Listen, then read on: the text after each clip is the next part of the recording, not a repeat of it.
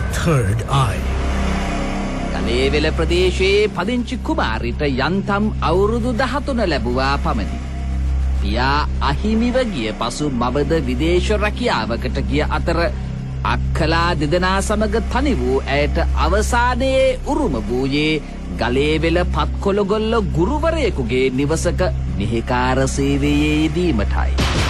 මාස 3ක ලදැරියක සහ තවත් වැඩිමහලු දැරියන් දෙදෙනෙකුගේ ඇඳුම් සෝදමින් දිවසේ සියලු වැඩ කරමින් කුමාරි ගෙවූයේ අතිශය දුෂ්කර ජීවිතයක්.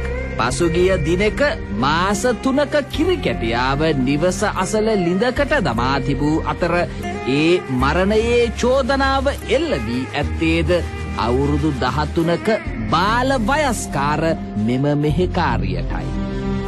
එහෙත් ලදැරිය ලිඳට දමන්නැයි තමන්ට දැනුම් දුන්නේ නිවසේ සිටි ආච්චි අම්මා බව කුමාරී පොලිසියට ප්‍රකාශ කළා. අධිකරණය විසින් ආච්චි අම්මා රක්ෂිත බන්ධනාගාර ගත කළ අතර බාල වයස්කාරිය භාර කෙරුණේ කොහොඹිලිබල ළමා නිවාසයටයි.